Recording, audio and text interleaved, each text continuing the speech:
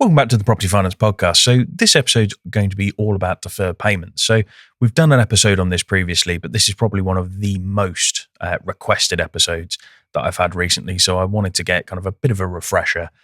So just a really quick whistle-stop tour of what are deferred payments, how do you use them, how are we using them, and basically how you can use them moving forward in property deals. So for those of you that don't know, deferred payments essentially means you agree with the vendor that you're going to pay X amount upfront, and then whatever the remainder is, either in 6 months' time, 12 months' time, whatever. So to give a really quick case study, actually there's a couple of case studies I can do, but this is probably the biggest one that we've done so far using deferred payments. So we got brought into a deal which was for 13 units, and what happened was the vendor had put it up for sale for 2.3 million, basically said, look, I don't need all of the money up front. I'm happy to do a bit of a deal, work something out. So what we ended up doing was agreeing something where the payment up front was 1.3 million and then $1 million paid in 18 months' time. Now, obviously, because there was a deferred payment in place, 10% over those 18 months seemed like a reasonable deal. So the actual purchase price that was agreed was 2.45 million, included some of the interest in there as well. And what that allowed us to do is, because there was only 1.3 million to pay up front, meant we could go to development finance lenders and say, look, we've got this plot of land for 2.3 million. We're only paying 1.3 million up front. What can you lend against it? And they would go off the 2.3 million. And so we actually ended up with a lender that lent 1.5 million net day one, which then ended up, once you paid out the 1.3 million, stamp duty, legals, etc., left the client with about 60 odd grand cash in their account. So by using deferred payments, what that actually allowed the client to do was get paid to do that deal. One of the biggest things we see with deferred payments is there's two hurdles that a lot of people have. The first one is, well, there aren't many lenders out there that are going to lend on that. And then the second one is, well, how do I negotiate with the vendor?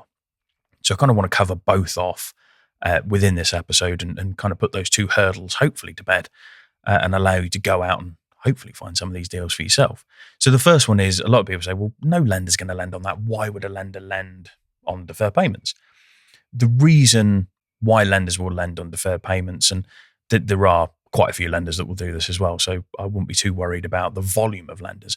But the reason why lenders will lend on it is because actually for them, it to a degree eliminates some of the risk, because a large part of the payment is pushed to the back end, normally on a second charge. So what the vendor is actually doing is they're saying, well, look, we're going to subordinate maybe £1 million, or in this example, 1.15 million. We're going to subordinate that debt behind the senior debt provider.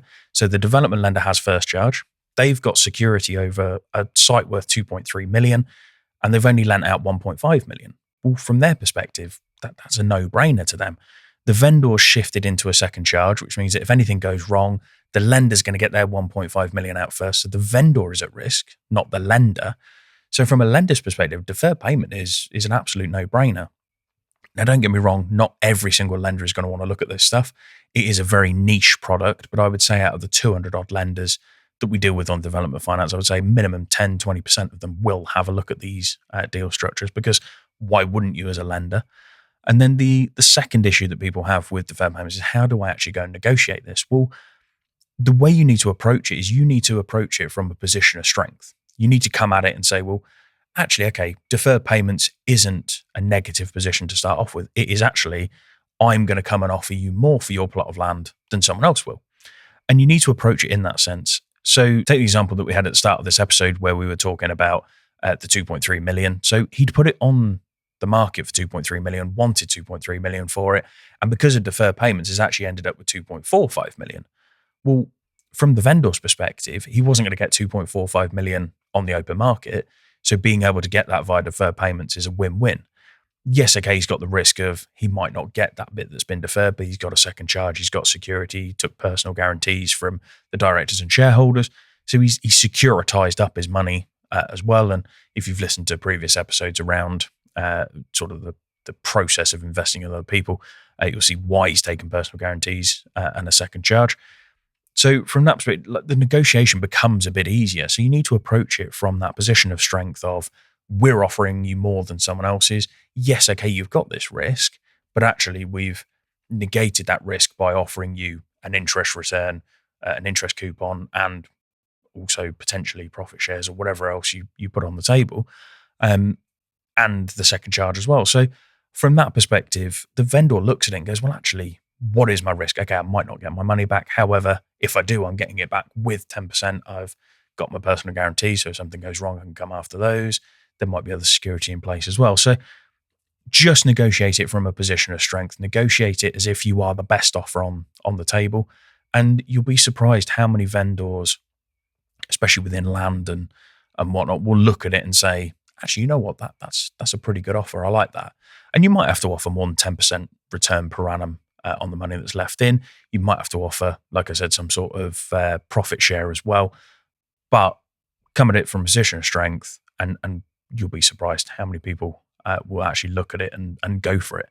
So hopefully that's given you a bit of confidence around deferred payments. Like I said, there are plenty of lenders looking at this stuff. We've got currently, I would say, active at least 10 deals at the moment using deferred payments, and they're all sizable deals as well. We've got barn conversions, we've got new build developments, we've got the conversion of an engine shed, we've got a development of 13 units, and then other clients are coming to us with deferred payments on a daily basis as well, because they can see that we've become almost the experts on deferred payments.